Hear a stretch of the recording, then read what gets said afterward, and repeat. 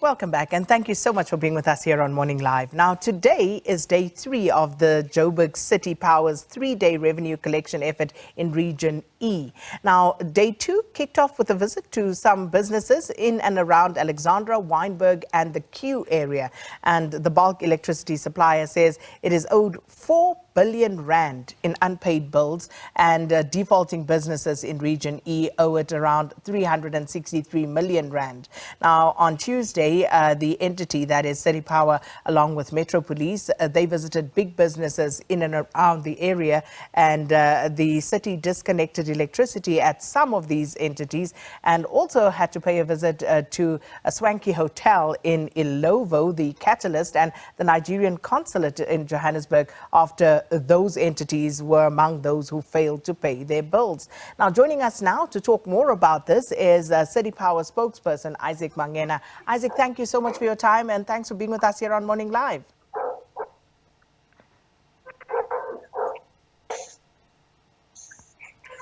Good morning, Sakin, and thanks for having us.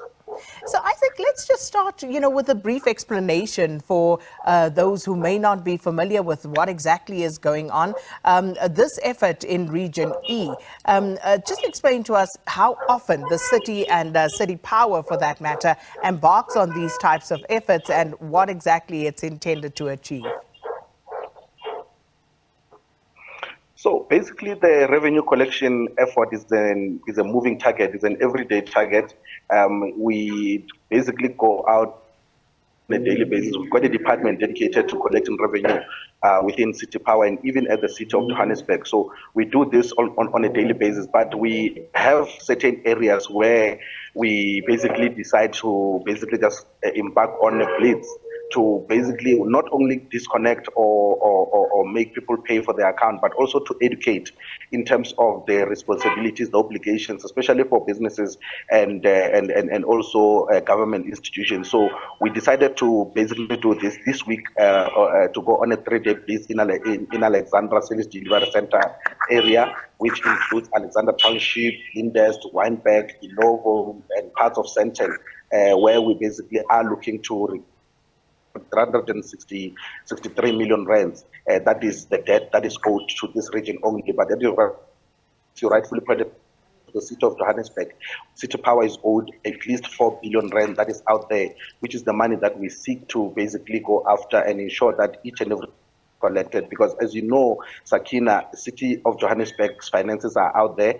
We are really also backing under, and we are basically looking for ways to ensure that every revenue, every service that we offer is paid for by the residents, and that's why we are embarking on this effort to ensure that we recover every cent.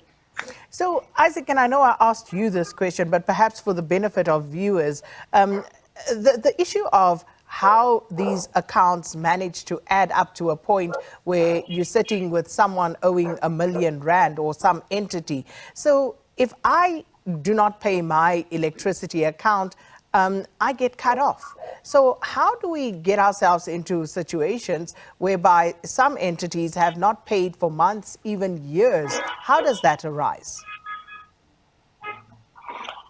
Look, the city of Johannesburg goes to cut off electricity as a last resort. So we basically engage stakeholders, we engage customers on their accounts, on their bills, to ensure that they basically service and settle those bills. And so you find that in the process, some people just ignore to pay the obligations of their accounts are basically serviced and dealt with. But you also find that you've got people that actually know how to play the system, people who know that they can drag this along for a long time, and while going in and out of court, for example, there are those cases where we taken to court, and when we are taken to court or the account is spirit, we are not by law allowed to keep that customer in the dark. So we continue to service the customer, give them electricity or even another service or the queries or even the matters in the court. And as you know, courts can actually drag for months and even years. And that's how some of these, we realize that some of these accounts end up getting to your 6 million rands, as is the case with some of these customers that we cut off. So by that time, it's already late, and they realize basically they're not able to pay, and that's how we having so much debt on our plates as a kid. So just as a matter of curiosity, when you have a customer of City Power owing 6 million rand, at that point when you arrive at their premises, is there room for negotiation with City Power, or do you require the 6 million rand in full or disconnect? The second paragraph of the pre-termination notice says we should not negotiate when we get to the gate of the customer. But being nice as we are, we often again end up basically negotiating, talking to people, especially because of some of them are resisting, but some of them are actually trying to understand how they missed some of these things. So you get all those kind of issues when you get to of individuals. So we don't really negotiate when you get there. But when a customer says, I want to follow you now and go with you to your offices so that we can settle this thing, we do actually give them an ear. Others will basically invite us inside so that we can basically see some of the meters. I think there was one customer where we actually found a meter that was disconnected, and the customer claimed that it was City Power. So we do those negotiations, but mostly we actually invite the customer to come to the city offices so that they can get of an agreement on to service the account. We make them pay penalties. We also make them pay the deposit, almost 10 to 50% before we can reconnect that. And we actually saw that with the businesses that we've cut past 2 days, most of them, one college in Alexandra, CJC Alexandra campus, they owed us about R1 million in debt, and they paid it right on the spot as we knocked on their door. So it shows that they actually have this money. Others basically decided to follow us to the depot. Is one of those that the Nigerian consulate is one of those that followed us. Even the hotel that you mentioned also followed us to the depot to pay part of that debt so that we can reconnect them. So businesses often will make sure that at least they do something because of they also have their business to run, and they want to make sure that they make profit for the day. So where are you off to today? Because today is day 3 of this focus on Region E. So where will you be focusing your efforts today, Isaac? We often don't want to give it out, but I can tell you today we are going inside Alexandra. That is inside the township. We are going after the businesses in Alexandra, the businesses that are running on free electricity, so that we also educate them about the importance of paying for these services. But we're going to basically focus on the taverns, the restaurants inside Alexandra, the salons, and the shavings and so forth. So that is where we will be today. We're hoping that customers will understand why we're doing this. We've got, as I mentioned, we are losing money, especially during this time of load shed.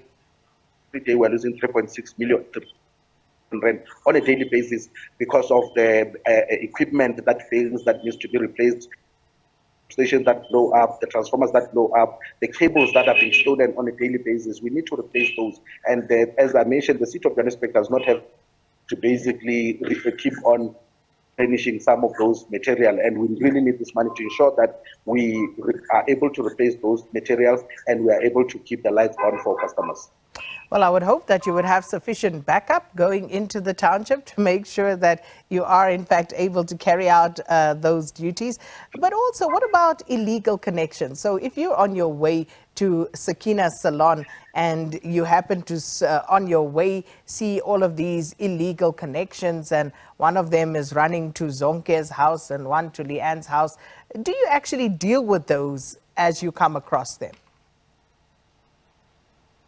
Today, Sakina, we will have the full team, including those who do the illegal connections cut off, because as we know, Alexandra is one of the hotspots of illegal connections, and you rightfully pointed out that you find that illegal connections move from one house to the next, and to the tavern, to the salon. There's a car wash nearby, also running on electricity. So we will be going with the illegal disconnection team, revenue protection team. There will be because we want to basically ensure that where we find fault, we basically cut off. And remember, we've got an obligation to basically ensure that there's safety of our network. So illegal connections on their own are not safe for children. They're not safe for any person. And several people have been electrocuted around Alexandra. So wherever we are going to bump into illegal connections, we will definitely cut them off and ensure that at least the area is safe.